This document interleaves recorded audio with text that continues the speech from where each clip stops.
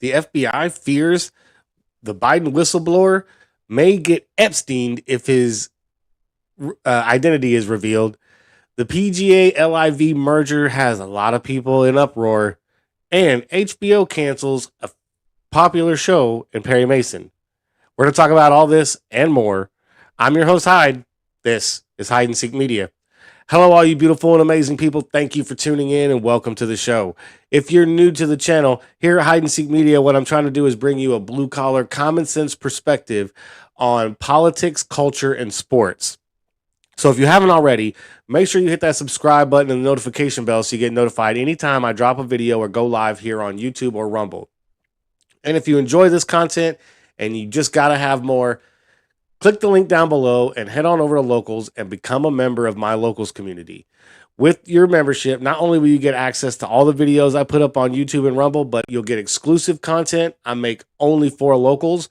And once the members grow in number, once I get a big enough number in members, we're going to start doing live group discussions on Fridays on Locals. So if you want to get involved in all of that and you want to help support the channel, head on over to Locals and become a member. But today I wanted to talk about the PGA and LIV merger, the FBI whistleblower for the Biden bribery case, and then this HBO cancellation of Perry Mason. The PGA LIV tour is where we're going to start with sports today, because this has made a lot of people kind of upset. You have certain families of 9/11 victims getting upset and human rights groups getting upset because the Saudis are the ones who are financially backing the LIV tour.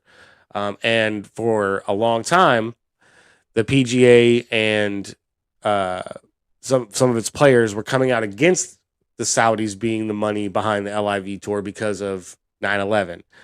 So I wanted to kind of jump in this and talk about this merger first because it has some interesting points that I kind of want to get to about the way the PGA framed all this and why these people in particular are upset. So I found this story from CBS News, right? PGA's deal with LIV Golf plan sparks backlash from 9/11 families and Human Rights Watch. So I heard this story from Clay Travis when he was at a LIV event at Bedminster. And he said he was at the bar one night and a bunch of these 9/11 family members came in and started, asking questions and talking to some of the people and players about why they were supporting the event. Because they were upset that it was being backed by the Saudis when, back then during the 9/11 investigation, the Saudis had been reportedly, in support of that attack and financially and in other ways. And so this was a big slap in the face to all of these people, right? Like, how dare you? First of all, how dare any American professional golfer go to the LIV tour knowing that it's backed by Saudi money? That is abhorrent, and you should be condemned for it, right? That's the way the media portrayed this when the LIV tour first started. And then subsequently, the PGA started rolling out some of its bigger names like Rory McIlroy and Tiger Woods to come out against the LIV tour, even though it's been reported that Tiger Woods was offered $750 million to join the LIV tour. And he turned it down. And we're going to get to that in a minute because that's kind of a key point to this whole story. But now we find out that PGA and LIV are joining forces and merging to become one tour. So CBS goes on to report some lawmakers, human rights activists, and members of a group supporting 9/11 families are blasting the PGA Tour for its plan to join forces with Saudi Arabia-backed LIV Golf, accusing the U.S. golfing group of helping the nation sport wash its record of human rights abuses. Now, I want to stop right there because I want to know, did any of these groups protest the United States being part of the 2019 World Military Games when we sent soldiers to compete in Olympic style events in China? Where was your protest then? You want to talk about human rights violations, right? Why didn't you protest the military games in 2019 that were in China? Why didn't you protest the Olympics? Like, come on. This is, I mean, I don't know. Maybe they did. But if you're going to protest golf in Saudi Arabia for human rights abuses, you got to do it to all countries, right? So they go on to report the deal announced Tuesday was billed as ending a bitter rivalry between the organizations. But beyond the world of golf, LIV had sparked controversy due to the group's backing by Saudi Arabia's $620 billion sovereign wealth fund, the Public Investment Fund, or PIF. Under the transaction, the PGA and PIF will create, let me get rid of this here, will create a new for-profit golfing entity with the wealth fund providing an undisclosed capital investment. That Saudi funding is reigniting concerns that the nation is using the PGA and professional golf to improve its global public image. Saudi Arabia's state fund will apparently largely control professional golf while also sport washing the country's dismal human rights record. Joey Shea, Saudi Arabia researcher and Human Rights Watch at Human Rights Watch, said in a statement on Wednesday, the deal, I hate CBS. The deal between PGA and LIV signals that human rights took a backseat to the merger's financial benefits. So, do human rights take a backseat to global interests in general? Because we still do trade with China and other countries like Turkey and Afghanistan, Pakistan, Iraq. All of these countries are guilty of human rights abuses in the eyes of the United States. But yet we do business with every single one of them.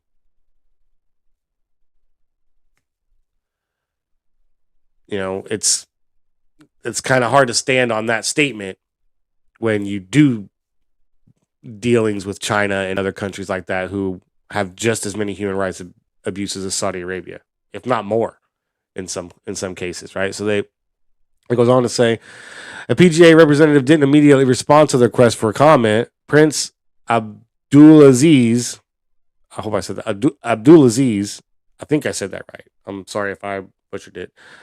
Abdulaziz bin Turk Al Saudi. I'm gonna butcher that name, man. That's terrible. But it's Saudi Arabia's Minister of Sport told 60 Minutes in April he disagreed with the charge of sport washing, arguing that the LIV tour helped bring people together. A group of survivors and family members of victims of the September 11th terrorist attack said it was shocked and deeply offended by the deal. Now, here's my thing. September 11th happened 22 years ago this year. 22 years ago.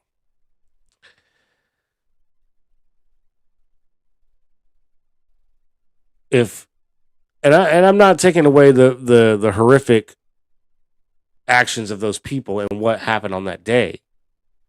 I'm not taking anything away from that. But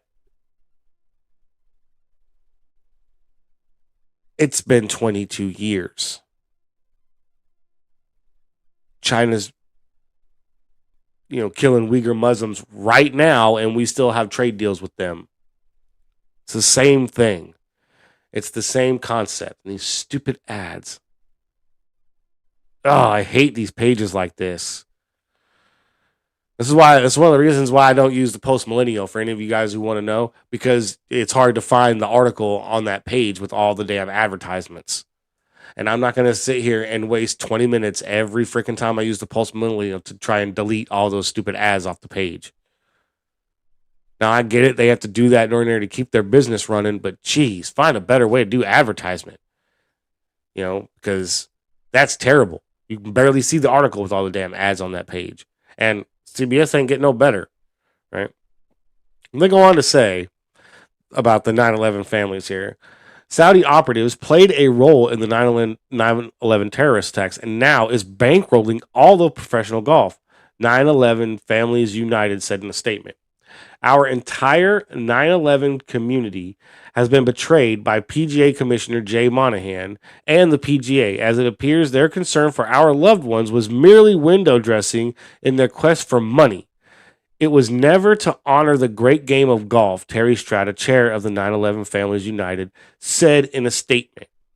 Now, again, I don't want to take away from these people's loss and pain, but it's been 22 years. And if you can't come to terms with that by now, I'm sorry. You're no longer a victim in my eyes to the point where I need to kowtow or tiptoe around your feelings. It's been 22 years. As devastating and as horrible as that was, you need to find a way to come to terms with your grief and get over it and move forward, because that's all I see there is people still trying to claim victimhood years down the road. And while it was terrible what happened, it's time to, stop using 9/11 as a crutch for victimhood. Like, there were people who lost family members and loved ones in those attacks. But, there were people who lost family members and loved ones in a lot of attacks. And we all have to move forward with our lives. And if you want to be looked at as a victim your entire life and somebody who claims victimhood your entire life, then by all means, keep doing stuff like this. Keep complaining about mergers like this, because that's all anybody like myself sees in that moment is that while you feel you have a legitimate argument, to me, all I see is you playing a victim and trying to get attention for your victimhood, right? So I don't necessarily agree with the stance that some of these people are taking about the merger, because if it brings more excitement and more attention to golf, good for golf, right? That's good for golf. My issue is more so not so with the 9/11 families, but with the players, right? Let's talk about Tiger Woods and Rory McIlroy for a minute, right? These guys came out and publicly denounced the LIV tour, even though, like I said earlier, it was reported that Tiger Woods was offered $750 million to join that tour. And I would imagine that Rory McIlroy was offered a pretty good chunk of money to join that tour too. And instead, they chose not to, and they chose to stand on their principles and stand with the PGA and say, no, we're not going to accept blood money from Saudi Arabia. We're going to stand by these families and stand by America and stand with the PGA and stay here. Now that the PGA and the LIV are merging and most of the money is coming from Saudi Arabia, these PGA players really don't have a choice anymore. Their purses and their winnings are all going to get paid by this Saudi money, in the 2023-2024 golf season. But what about people like Tiger Woods, who's $750 million poorer now because he stayed with the PGA? Is the PGA going to give him that money? Is the PGA going to go, hey, Tiger, we understand that you turned down $750 million to show us your loyalty, and we appreciate it so much so that we're going to compensate you even just a portion of that money that you would have gotten from LIV now that we are merging with LIV Golf. See, if it was me and I was Rory McIlroy or Tiger Woods and I got screwed out of that kind of money, I would pull my card right off the tour and say publicly, screw you guys. Screw the PGA Tour for what they just did. And I would bring as many golfers as I could. I would cause a golf strike.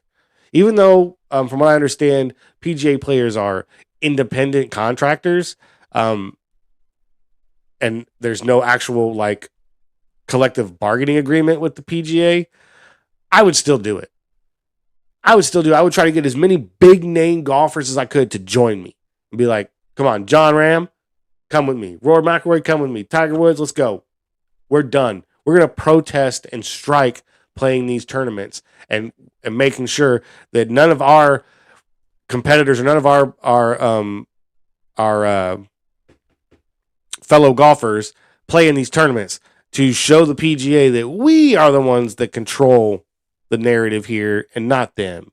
And we're not going to be used and abused like that. You trot us out to pitch your,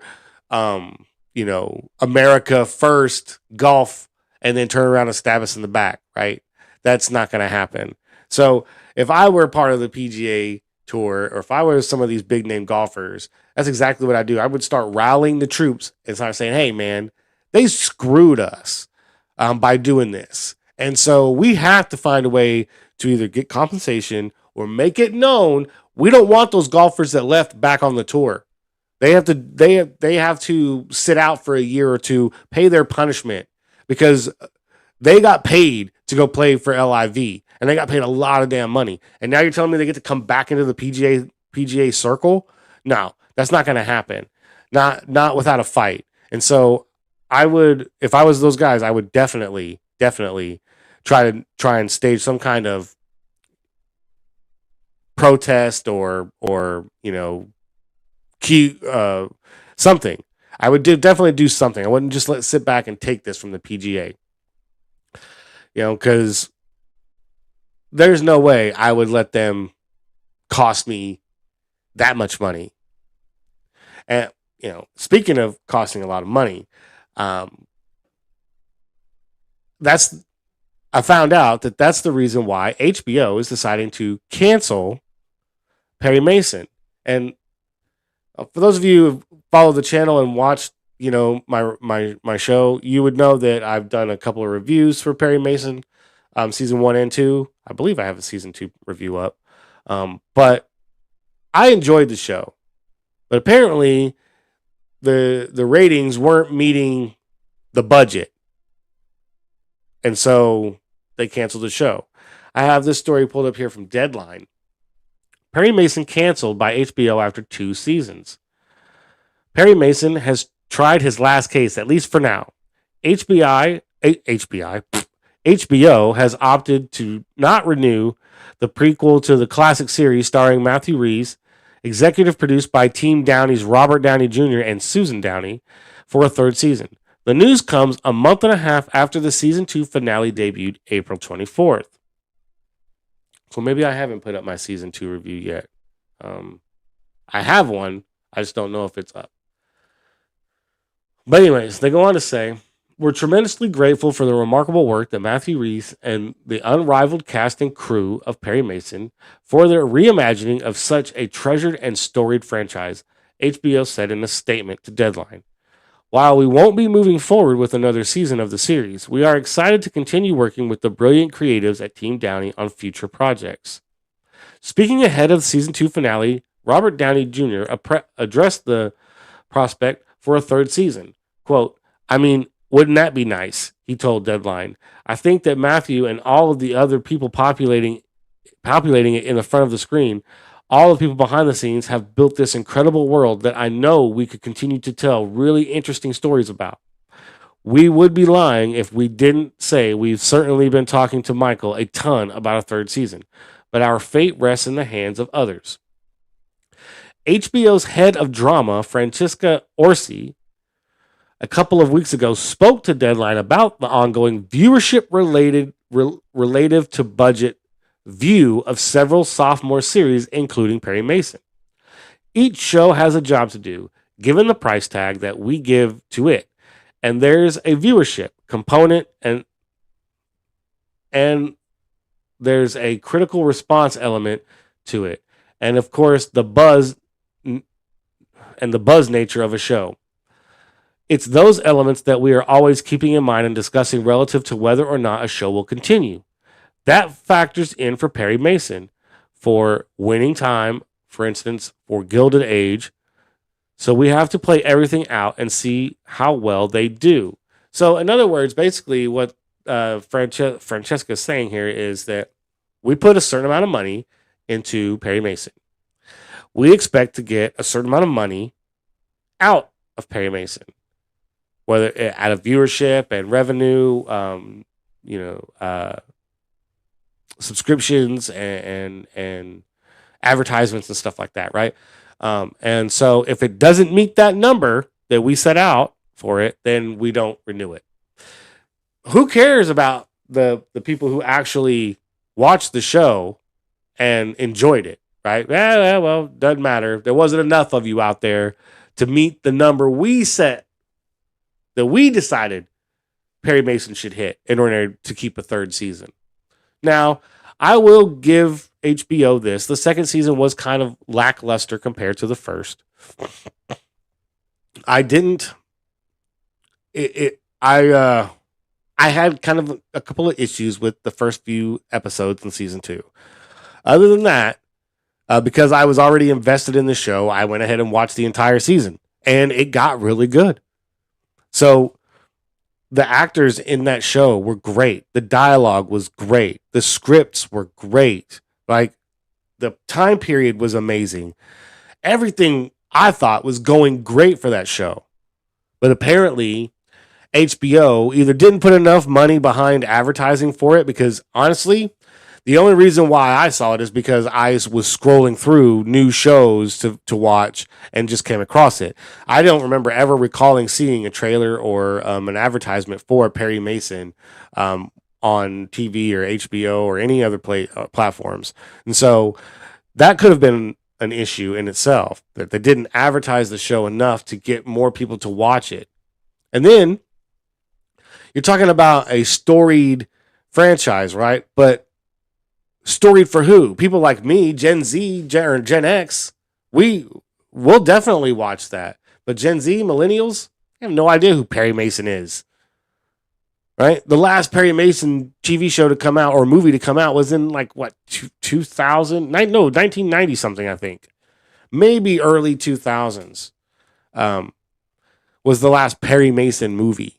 So, or TV show. So, there's a whole slew of people on the internet, and who have subscriptions to HBO or HBO Max or whatever it is, that don't care about Perry Mason. They don't even know who Perry Mason is. Right? And so to watch a backstory of a character you don't even know, you have no reference of the story itself that you're telling the backstory of, then people aren't going to watch it. So I blame HBO more so than I blame the cast and the writing for season 2 of Perry Mason. Deadline goes on to say, Perry Mason remains an awards contender for HBO this year. Its first season earned 4 Emmy nominations, including lead actor in a drama series for Reese.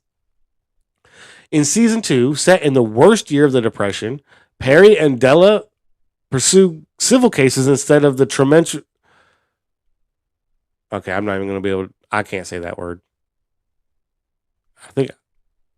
tumultuous? Whatever. An open and closed case overtakes the city of Los Angeles, and Perry's pursuit of justice reveals that not everything, is always as it seems. The season 2 finale ended with a cliffhanger, with Perry in prison. Now,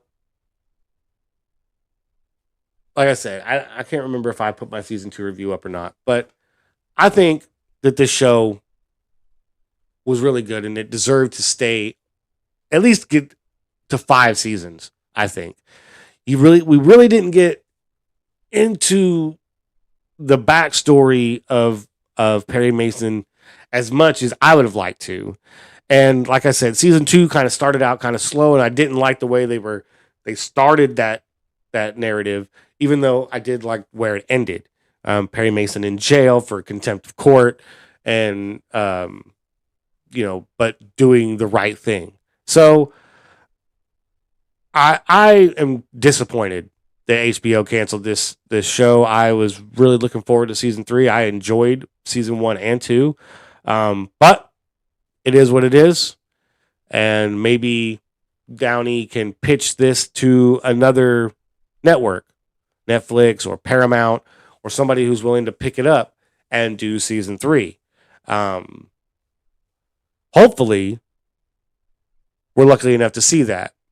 because I would love to see season 3 of Perry Mason, season 4, season 5. I think this could be a 10 season series, easy. But that's just me. Like I said, I'm just some nobody who likes to talk on the internet. So maybe HBO and the people that over there know more about TV than I do. But I thought Perry Mason was a good show and needed to be on the air more, or at least need to be renewed for another season. But HBO decided to kill it. And speaking of killing things, this brings me to this next story that I want to get into about the FBI whistleblower for the Biden bribery case. So apparently there was this whistleblower that came out and says they have firsthand knowledge or evidence of President Biden accepting a bribe before he was president. Now, I don't know the details of the entire case, but what I found interesting about this was the FBI's response to GOP Republicans, asking for more information and, the identity of this whistleblower, right? So I have this story here from the New York Post. It says, House Republicans slam FBI over reported fears for Biden bribe informant. Sorry. So they go on to say a Republican member of the House Oversight Committee ripped the FBI Tuesday after the Bureau said it was afraid for the safety of an informant if they come forward with details of an alleged $5 million bribery scheme involving then Vice President Joe Biden. The American people deserve to know if their sitting president sold out his country, Rep. Nancy Mace from South Carolina told the Post Tuesday. The FBI originally would not confirm the existence of the document. Then it magically appeared. Then the government told us the whistleblower wasn't credible and that the contents of the document couldn't be verified, she went on. Come to find out, the Obama administration thought the whistleblower was credible when they hired this individual. Now the FBI has also told us the whistleblower can't. Now the FBI has told us that the whistleblower can't come forward publicly because they fear for his safety. Quote, if the FBI can't verify information, investigate potential crimes, or keep people safe, what exactly are they good for? Mace asked. That's a good question. Like, this is a whistleblower, and your duty is to keep them safe and protect them. And you can't do that? Makes me wonder what kind of powers that be are involved in this that could Epstein this guy, like I said in the title, right? Like, they're afraid that this whistleblower is going to get Epsteined if his name gets out there, or if their name gets out there. Right? So they go on to report Rep. Anna Paulina Luna, who I have to say, just on a side note, is killing it right now, who also sits on the House Oversight Committee, first revealed Monday that the Bureau was fearful for the informant's safety, saying on Twitter that the FBI said the whistleblower could be killed if unmasked based on the info he has brought forward about the Biden family. Now, that's a pretty heavy statement right there, right? The information he brought against the Biden family is so damning and so dangerous that they fear this guy could be killed if his identity is put out in the public. Yo, why do you fear that? I wonder why the FBI fears that. Is there some truth to the whole Clinton body count conspiracy? Did Jeffrey Epstein really commit suicide in prison? How many other people connected to the Clintons or the Bidens or the Obamas or the Democratic National Party in of itself who have committed suicide? Right? What was that? There was a story not too long ago about somebody who was uh, connected to the Clintons who was found tied to a tree by an extension cord around his neck and then shot in the chest by a shotgun.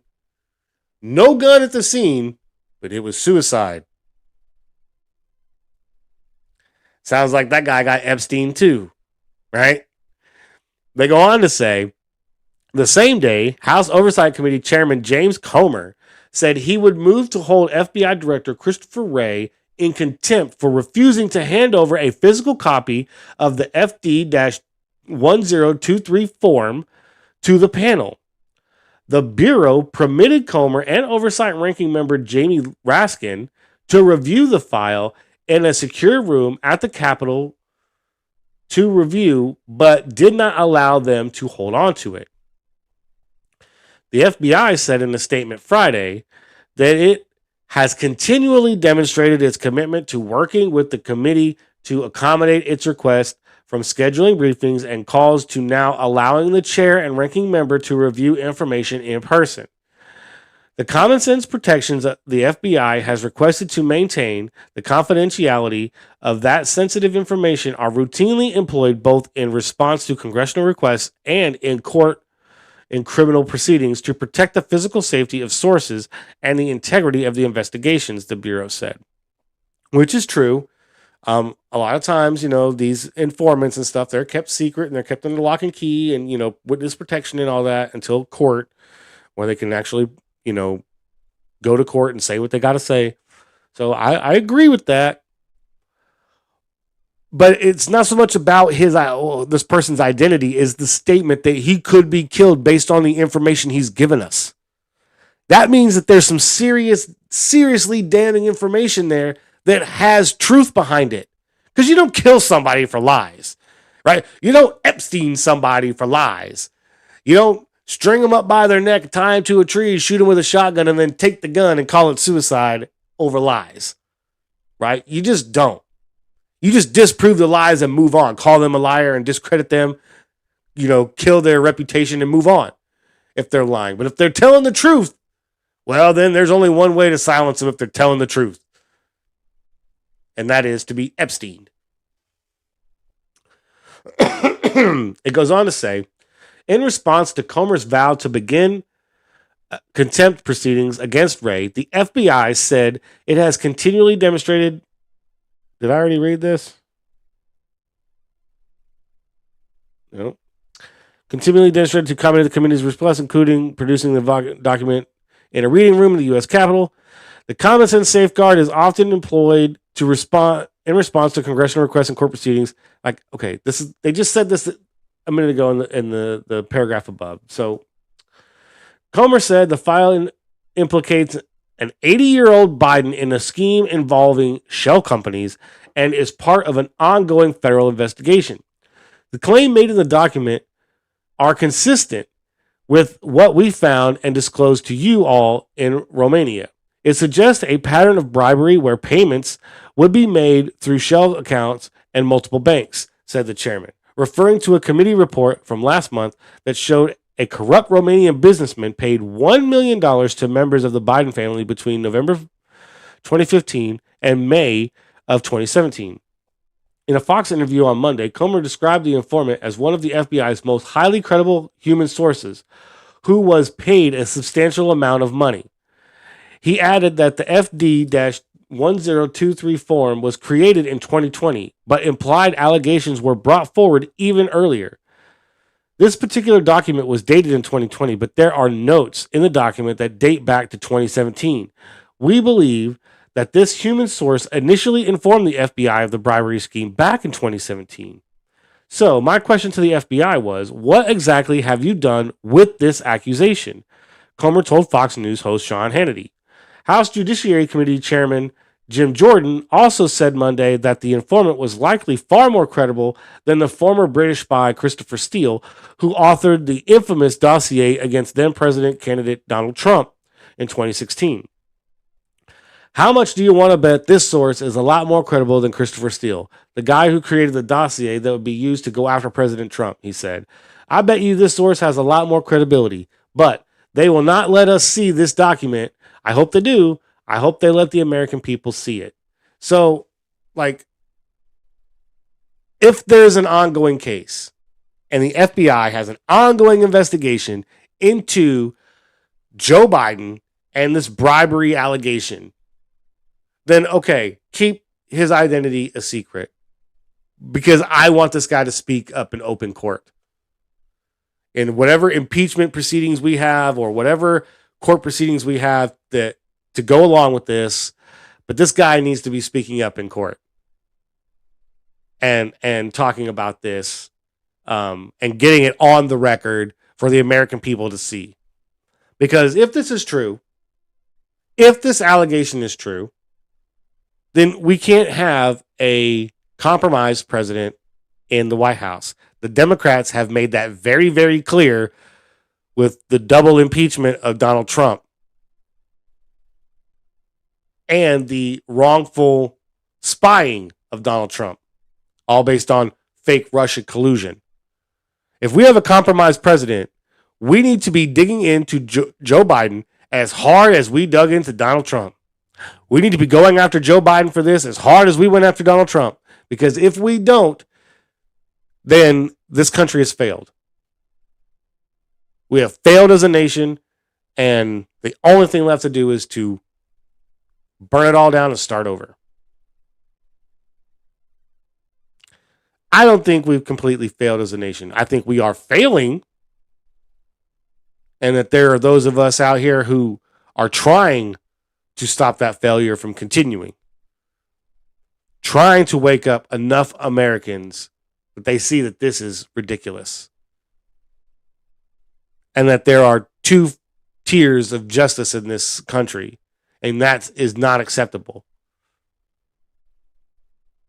But I don't know that anything is really going to come of this outside of investigations. Unless we take the presidency, we take the White House, and in 2026, we take the Senate. That's the only way that people like Anna Paulina Luna and Matt Gaetz and Jim Jordan are going to actually fix things is if we get more people to support them, more people that are like them, more people that have their ideas and their values and their way of thinking when it comes to the direction of this country.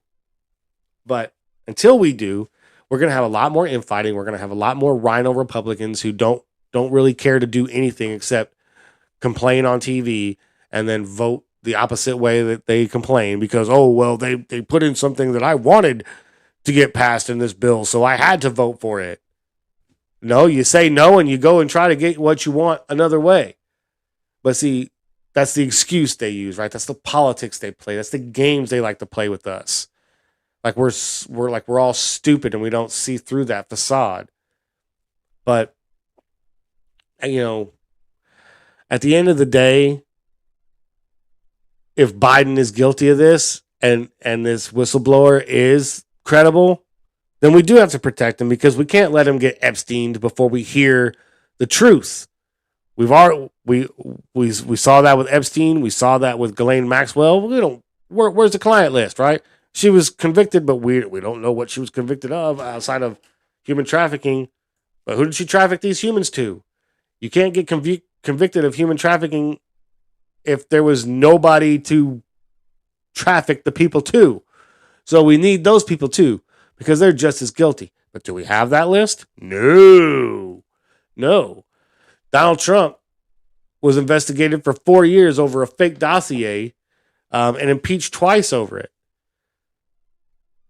with no credibility to it at all. Apparently, this whistleblower has credibility, and yet we're not doing anything to Joe Biden. Not even Republicans. Not even the Freedom Caucus Republicans are doing anything. I saw, a couple weeks ago where Marjorie Taylor Greene launched articles of impeachment against a bunch of people, but where'd that go? That was all for show. That's all for show because I don't see any impeachment trials going on. I haven't heard of anybody that she's launched those impeachment articles against being impeached. So to me, that was just all for show. And Marjorie Taylor Greene is disappointed me a lot. Ever since the whole Kevin McCarthy thing, I've been very, very disappointed in that woman and what she's been doing in Congress. She turned to the dark side and joined the dark side. I don't consider her part of the Freedom Caucus anymore because she sided with Kevin McCarthy. So, but I want to know what you guys think. Should this FBI informant be revealed? Or should we wait to see if this actually leads to any kind of impeachment? Or do you have faith in the FBI or our government at all that anything is actually going to happen to Joe Biden at all? Let me know in the comments down below. Let me also know what you think about Perry Mason being canceled. It kind of upset me a little bit, but I want to know what you guys think too. Did you enjoy the show? Have you watched the show? What do you think about my reviews of the show? Leave the comments down below. Let me know what you think. Also, am I wrong for thinking that people being upset with the PGA and LIV merger are assholes? Am I the asshole for thinking that? Because I think it's a good thing for golf. More money, more competition. It's great. So let me know what you guys think in the comments down below. But I'm going to leave it there. I appreciate everything you guys are doing. If you haven't already, make sure you hit that subscribe button, the notification bell, so you get notified anytime I drop a video on YouTube or Rumble. If you like this video, smash that like button. Share this content on all social media platforms.